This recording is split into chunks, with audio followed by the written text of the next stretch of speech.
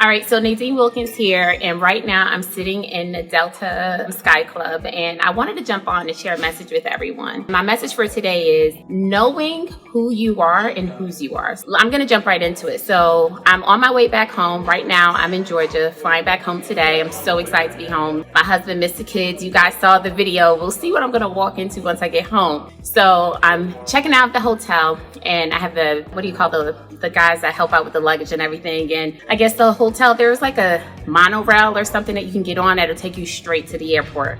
So I already ordered an Uber to come and pick me up so that I can go literally from the hotel to the airport. And literally he's trying to convince me, no, don't waste your money. Get on that train. Now I'm so grateful that he thought enough to, want to share his words of advice. But I already had a plan. And my plan was to go from the hotel to in front of the terminal that I need to go to and not have any error in between. And I'm telling you guys, he was so adamant, right?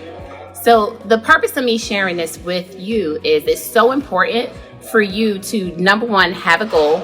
Number two, have a plan. And number three, have a plan of action. Because if you don't, you'll fall into someone else's plan. And guess what they have planned for you?